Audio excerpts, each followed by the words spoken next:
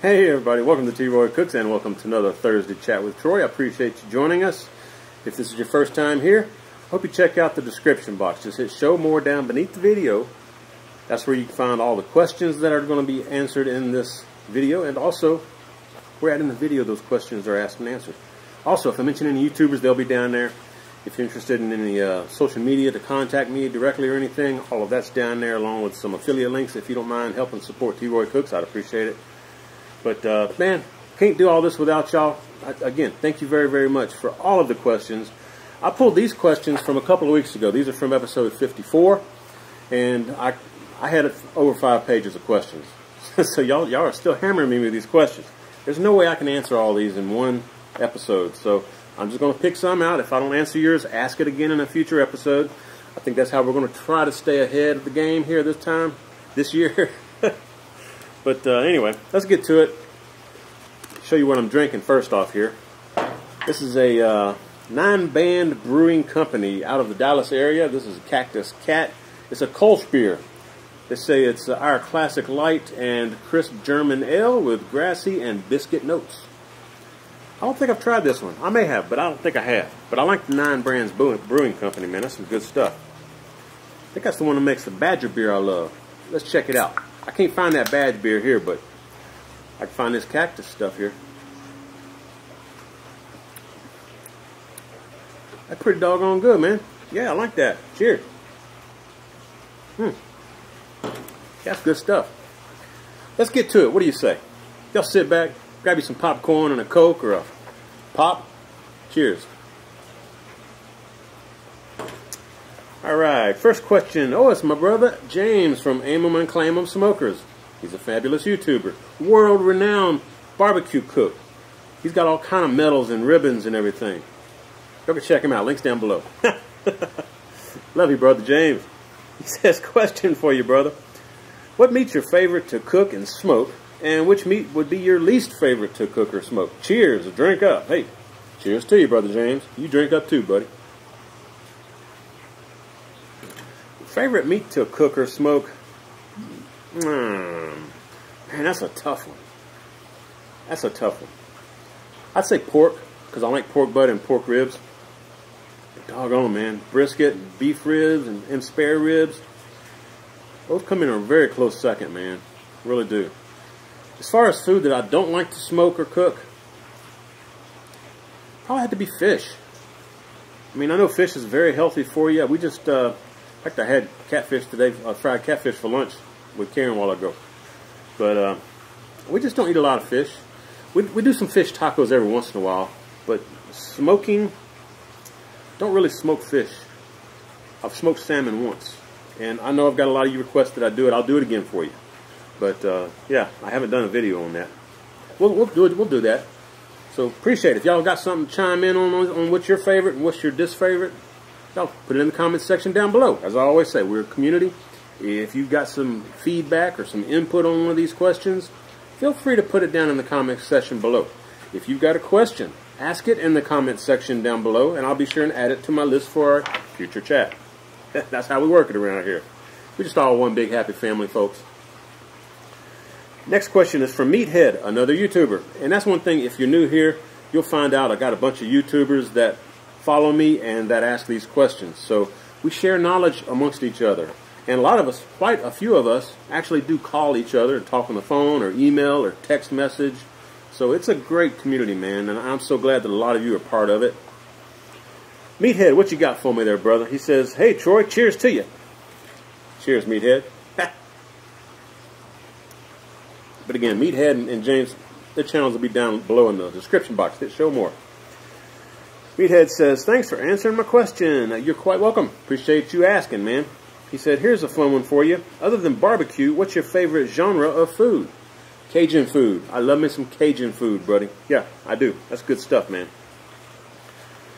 Next one's from, and I'm just kind of skipping through these. I mean, like I said, I got over 5 pages worth here. I'm just kind of pulling some out. So if I don't answer yours, ask it again on a future chat.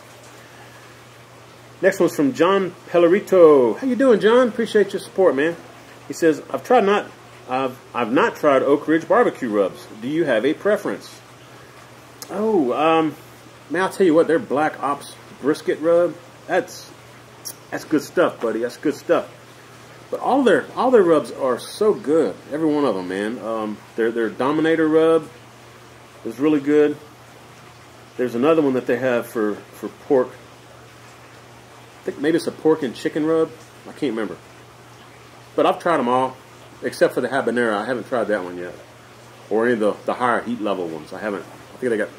Every once in a while they'll come out with some really high heat, like some scorpion pepper rub or something. I don't try all that stuff. I can't handle the heat like they used to. But I've tried the regular rubs. They're all excellent. Every one of them. What else you got, John? John says, I tried TexasBBQ rub, and the Grand Champion rub was great on pork.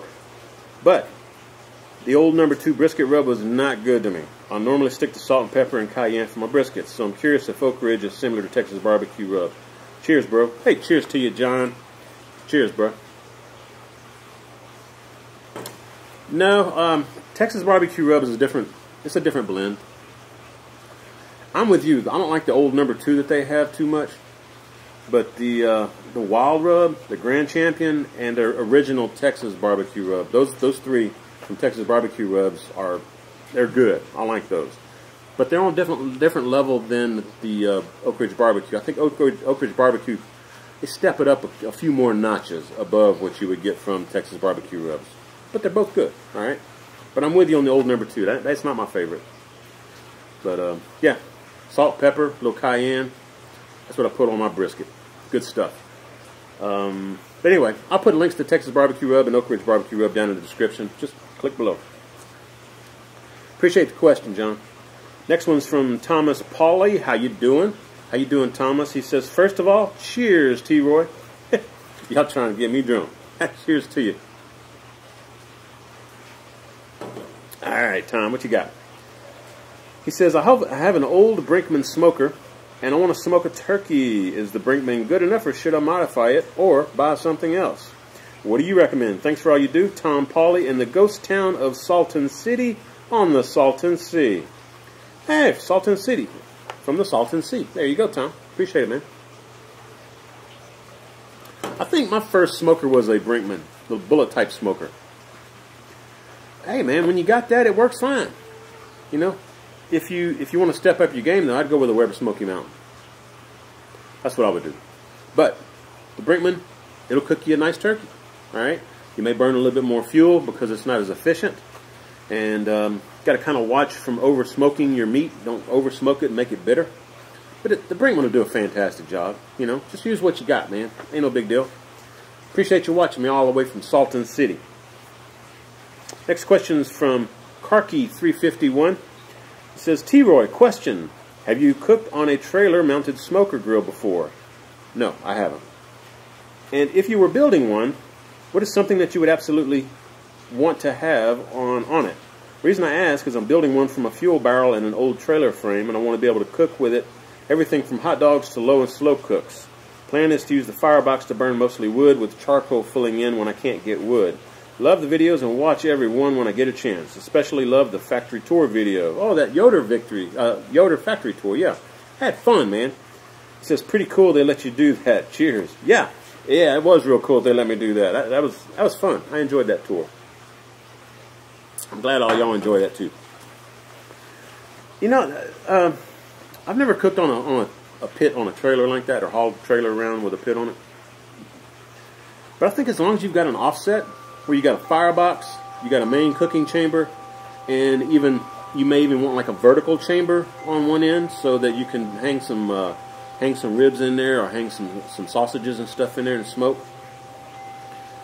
But man, you got all the, like you said, you want to do hot dogs or hamburgers or something. If you have a grill grate for your firebox, you can light your fire in the firebox over real wood if you want, or charcoal, and put your grill grate in there and just use that heat source to cook your hot dogs and hamburgers and stuff, or jalapeno poppers. You know, and you can also build a charcoal grate for your cooking chamber if you want, or you could just use it as a regular offset.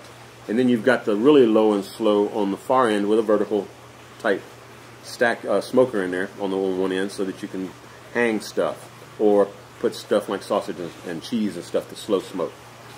So And that's what I would do. I think if you got an offset like that, I don't really think you need anything else, man. And if you just want to go extra, you can get you something like a Weber kettle and kind of build a base for it and weld it to the frame so that you've got a true charcoal grill, you know. But if you're going to do that, I'd go ahead and get a bigger one, like a 22 or 26 inch. Anyway, just my 2 cents, man. If any of you tried that out there, y'all give us some feedback. This was from C-Arkey351. The letter C-A-R-K-E-Y 351. Just put a plus and then Karkey 351, and he'll see your response. Next question is from Allergic to Snow. That's a cool name, Allergic to Snow. All right, what you got for me, buddy? He says, I got a mid-sized Weber Smoky Mountain a few years ago, and I wasn't getting the concept at first. I had a bad experience. He says, it sat for quite a while, but I decided recently to persist this summer and turn to your channel for tips. I appreciate it. Hope you got some good information out of that, man. He says, I'm happy to say I'm now producing some of the best barbecue I've ever eaten. That's what I like to hear. Cheers to you, brother. Cheers to you. I enjoy helping people become better cooks and, you know, have better ideas of how to do stuff sometimes, you know. I'm still old-fashioned, though. Anyway, he says, thanks so much for your videos. You're quite welcome, and I appreciate the support, man. I'm happy to help. That makes my day, man. He says, question for you. Do you have a video where you've done a beer can chicken on the Weber Smoky Mountain? And let me see. He's not asking. He's telling me. You have a video where you've done a beer can chicken on the Weber Smoky Mountain and maintained a temp of around 300 degrees. Whereas I find the Weber Smoky Mountain is fantastic at holding a temp of 250 or 225, even on windy and cool days. I just can't get it up to around 300 and stay there. I've got the vents wide open, and I've tried various types of charcoal, including chunk and a mix of charcoal briquettes and chunk. So far, Kingsford is the best for long burns. So what's the trick to getting higher temps? Well, first off, you have to load that baby down. I mean, just get you like an 18-pound bag, 20-pound bag of charcoal briquettes. Throw them all in there. So if you got the 22-inch, it'll hold them. And light it like you would a regular charcoal grill. Don't use the minion or snake method. You light your chimney, and then you pour the chimney coals after they're lit all over the coals that are in your Weber Smoky Mountains charcoal basket area, so that they all light evenly. It's going to give you a lot more heat. And you'll probably need to crank down some of those bottom vents to maintain around 300 to 325, because it'll get up to 350, 375. I've had mine up 375 before. So it works, man, but you got to light all the coals and have a full load in there because it goes through them pretty quick. Next question. Oh, it's my brother Darin, the Gucci pilot. How you doing, Darin? He says, yo, T-Roy, cheers to you, mate. Hey, cheers to you, Darin. Appreciate your support, buddy. He says, since your retirement, the beard is filling in nicely. Hey, thank you, man. I appreciate that. Are you planning to go Duck Dynasty with it? God bless. Darin. P.S. What's Miss Karen's take? Shaggy? Karen's fine with me growing a beard out. I am trying to get it to get longer here. So we'll see. I'm trying to let it get bushy. But, man, my hair is, I don't know. I'm working on it. But yeah, I'm trying to get a little shaggier. Good observation, man. Hope you have a great week, Darin. Next question is from Stephanie Jimenez. How you doing, Stephanie? She says, have you ever tried to make barbecue cactus cooler chicken? It's like beer can chicken, and then you can use your favorite spices. Man, I've never heard of barbecue cactus cooler chicken. Shoot me a recipe for that. That sounds intriguing. I'd like to check that out. But no, I hadn't tried it. Next question is, let's go with Todd Blessing. How you doing, Todd? He says, what's up, T-Roy? Hey, what's up, Todd? Appreciate the support, man. Good to hear from you. If you're new to this, a lot of these people, they comment frequently. They are subscribers of mine from years ago. So I'm kind of like on a one-to-one with a lot of them, in case you hadn't noticed. Anyway, Todd says, about injecting meats and poultry. Every time I inject meat, the liquid shoots out of the other holes in the meat, and most times all over the counters. Thank you very much. Cheers. Hey, cheers to you, Todd. Appreciate it. You got me to drink twice, man. Yeah, one thing that will help with that, if you don't want to have a lot of cleanup, because it happens to all of us, try to inject it while it's still in the cryovac pack, or wrap some clear plastic wrap around the meat. And then after it's wrapped up fully, then inject it. That'll help. It won't help 100%, but it'll help a lot. Keep that juice from flying out everywhere. Give it that a shot, man. Great question, Todd. Appreciate it, man. Next question is from Quest Hunter 12. How you doing? How you doing? He says, hello and cheers to you, T. Roy. Hey, cheers to you, Quest Hunter. I want to go hunting on some quests. Hook a brother up. Says, Troy, looks like it's going to be another 4-page Thursday chat coming next. It's over 5 pages. Yeah, you're right, man. My question is, have you done a prime rib roast on your Weber Rotisserie, and what rub would you recommend for the best bark and crust? Keep up the great videos and happy grilling. Hey, great question. Yeah, I have done a prime rib roast from Lobel's of New York on my rotisserie. And that's not a Weber rotisserie. I got my rotisserie from Cajun Bandit. I'll put the link for them down below. It's CajunBandit.com. But yeah, it turned out great, man. And I like to keep it simple. Salt and pepper. Kind of like I would a brisket, actually. Salt, pepper, 50-50 mix, or 60% pepper and 40% salt. That's preferred for me. And then maybe throw in a teaspoon of cayenne pepper or something in there, you know. And for prime rib roast, you may want to go with a little garlic or maybe some rosemary or something on there, just to kind of spruce it up a little bit. But you don't need a whole lot. And plus those herbs and stuff, they may burn up. You know, if you put garlic and rosemary and stuff on the outside, it'll help flavor the meat, but it's likely to help burn the herbs up a little bit too. But yeah, man, check out my video. I'll put it up here for you, where I did the rotisserie cooking on rib roast, full prime rib rack. That's some good eating, man. Real good eating. But yeah, check it out. I'll put it up here for you. Next question is from Chris Jarcho or Jarchow. Sorry if I messed your name up there, Chris. He says, hey T-Roy, love the videos. I'm about an hour south of you in Canyon Lake, and I'm also enjoying the cooler weather happening right now. Hey, yeah, appreciate it. Man, I used to go to Canyon Lake quite often, and that's where a lot of us here in Austin area go tubing, is around the Canyon Lake area down south, New Braunfels and San Marcos area. That's close to where Canyon Lake is he's talking about. Let's see. Chris says, question. I just ordered a Weber Smoker Mountain. Yeah, Weber Smoky Mountain.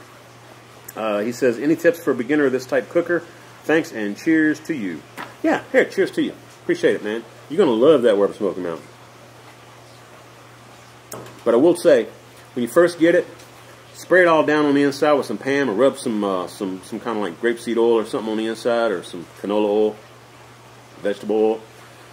But if you get some of the spray oil, you can actually get all the different the vent openings and stuff, you know, on the inside. You can coat everything down, even in the lid area. So cut it all down, and then light it up, burn it without any meat on it, and that'll kind of break it in, I guess, and burn off all the oil from the manufacturing process, if there's any.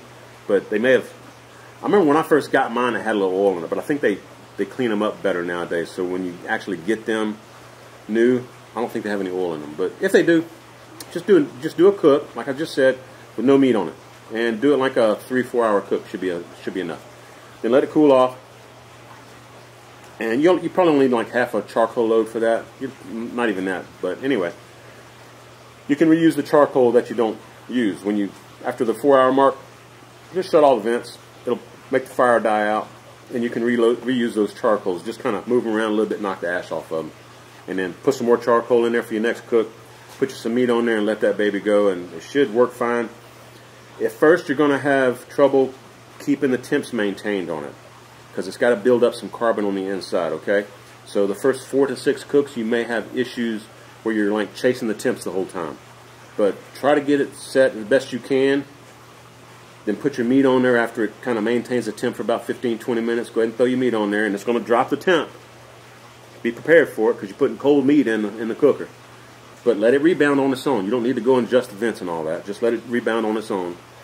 But if it gets to the point where it's starting to spike up on temps, then you might want to close it down a little bit because you may be having some air, like some wind coming in one side of the pit or something, you know. And if that is happening, you can close down that vent that's on the windy side. Close it down and open up the other two. So you can do that. But I think it took me about 4 or 5 cooks to get it to where I wouldn't have to mess with it a whole lot. It was pretty much set it and forget it. But you got to build up that carbon on the inside. So those first 4 cooks or so, and it's going to burn hotter at first as well. So you may have trouble maintaining even 250. It may want to burn at 275 or closer to 300 at first. But as you get broken in, those temps will come down, and by the 5th or 6th cook, you should be good to go, man. You should be able to maintain 220, 225, 235, 250, 275, whatever you want, pretty easily. And you shouldn't have to worry about messing with the vents. It is truly a set it and forget it smoker. And I'll be honest with you, man, the smoke flavor that I get when I use my Weber Smoky Mountain, it's pretty close to the offset, okay? It's not far off. Not quite the same, but it's not far off. So it's a great smoker, man. You're going to enjoy it. Glad you got one. Next question. Oh, it's my brother Shane. Shane Parrish. How you doing, Shane? You've been around a long time, man. He says, what are you drinking, buddy? Hey, I just showed you a while ago at the beginning. It's a nine-band brewing company out of the Dallas area. This is their Cactus Cat. There you go, Cactus Cat, Kolsch beer. Pretty good stuff. Cheers to you, Shane. Appreciate all the love, man. Next question is from John John. He says, hey, Troy, love the show. Any tips on how to make the Weber Smoky Mountain more fuel efficient? I have the 22-inch model with a gasket kit on it, and I'm barely getting 8 hours of cook time with a full bag of charcoal. Interesting. He says, I've heard you mention you get double cooking time with the full bag. Am I missing something? Are there bigger bags of Kingsford that I'm missing? Yeah, on my 22-inch, I fill it up. I think it's an 18-pound bag of charcoal briquettes. I'll just dump that whole bag in my 22 inches basket down in the bottom, and I'll use the minion method, where I'll light like half a chimney of charcoal in the chimney. I'm seeing a squirrel back there. Anyway, yeah, I don't fill the chimney up. I just light half of it, and once they're lit, I'll dump those in the middle of the charcoal in the Weber Smoky Mountain, and that'll kind of light from the center and spread out. It's called the minion method.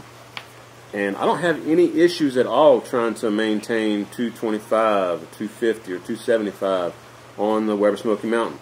Now, as I mentioned earlier, if I'm trying to shoot for like 300 or 325, then I'm going to light all the coals. You can't get it up that high if you're using the minion method usually. But you know, you can use the Weber Smoky Mountain's versatile, man. You can use it all kind of different ways. You can even grill steaks on it. I've done that before, where you take the grill grate and put it directly on the bottom, right over the coals, and grill your steak or whatever, pork chops or whatever you want down there, man. It works great as a charcoal grill. Good stuff. But yeah, get you like an 18-pound bag of charcoal, man. If you're just using like the smaller 12 or 14-pound bags or 10-pound bags, that's why you're not getting a full burn out of it. Especially like in the summertime, on a full load using the minion method in the summertime where it's hot, I can probably get upwards of 15, 16 hours out of a full load of charcoal. And in the wintertime, it's cooler, you know, maybe 30s, 40s, 50s. I can usually go for probably about 12 hours, maybe 13 hours. So temperature has a good bit to do with it as well. Plus the wind, you know.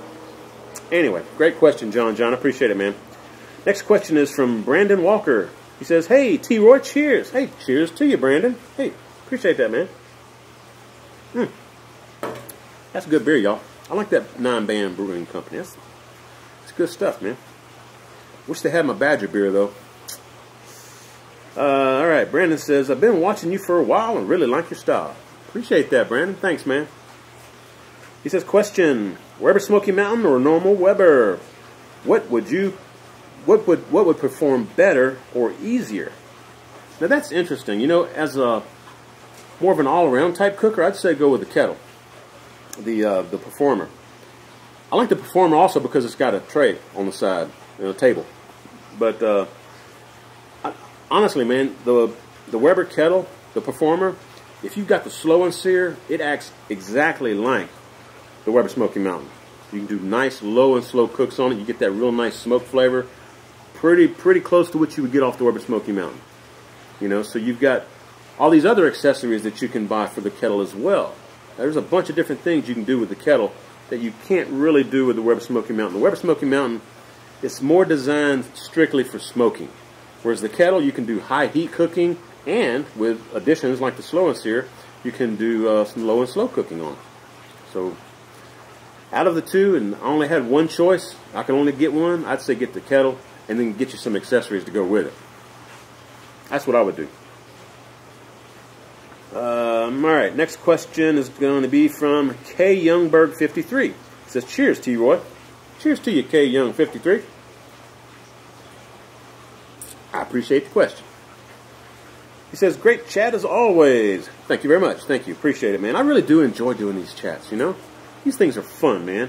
I get to hang out here, enjoy nature, and just chit-chat with each of you out there. This is fun, man. And again, there's no way I could do this without you. I'm not an interview type person where I can think of questions to ask people, you know, and stuff like that. So I like this format better, where you're asking me questions. You're basically the interviewer. I'm the interviewee. I like that. That works for me, man. So I appreciate the support, man. It says, my barbecue repertoire has greatly increased with your guidance. Thank you. Thank you very much. Appreciate it. He says, question, is there a significant difference between prime and wagyu briskets? Yes. Yes, there is a major difference. I'll tell you in a second. He says, I've recently smoked my first prime brisket and saw there was a clear difference after smoking choice and select grades. Yep, there's a big difference between that too. He says, is it worth the money to purchase wagyu brisket after being spoiled on prime? Thanks as always, Kip. Oh, Kip, okay. How you doing, Kip? Cheers to you, Kip. Prime beef is probably going to be my favorite, all right? Wagyu is also very good. Is it worth the extra expense? In my mind, not really. But if you just want to get meat that is even more succulent, more tender, more marbled than prime, then go with wagyu. But I will say, wagyu doesn't have as beefy a flavor as prime does. Wagyu's got more of a buttery flavor because the fat on wagyu it's got a different buttery flavor. Honestly, it really does. And it's so marbled, the meat is so marbled with that fat that you get more of a buttery texture and feel when you're eating that meat. And the meat's so tender, it really will like melt in your mouth. Okay? So if that's what you're looking for, go with wagyu. In my experience, I prefer prime, but that's just me. You know, maybe as I get older and start losing teeth and whatnot, maybe I'll go with some wagyu. I'm not going to turn down wagyu, all right? But if I had a choice, I would go with prime, all right? Just my 2 cents. That's my story, and I'm sticking to it. But usually everybody should try wagyu at least once in their life, just so that you know what it tastes like, you know? And then make up your own mind whether you think it's worth the extra expense, because it's like at least double the price of prime. And in my mind, it's just not worth the difference. But I like my beef a little beefier flavor than buttery flavor. I can always add melted butter and mix some garlic in with the melted butter and put that over my steak. That's good too. And that'll kind of give you the same flavor, but it won't be as tender as wagyu, but it'll give you the nice flavor of butter. Alright folks, I think I'm going to call it right there. We're going to try to keep this in short today, so cheers to each of y'all. I appreciate you joining me today. Again, if you got questions, ask them in the comment section down below. If you're interested in helping me with the support for T-Roy Cooks, help me bringing these videos to you, help me get some traveling going, help me buy new equipment to help make these videos even better for you. Hope you use the affiliate links down below and help support T-Roy Cooks. And I've got a PayPal link down there too. You can also send me a little money if you know, $1 or $2. That'd be perfect, man. That'd be fine. So I appreciate it. But appreciate y'all joining me this week. We'll see y'all again next week. Hope y'all subscribe if you're not already subscribed. If you got questions, ask them in the comment section down below. If you like this kind of stuff, give me some thumbs up. Hope you share the video. And when you do, please tell all your friends that T-Roy cooks responsibly. Cheers, everybody.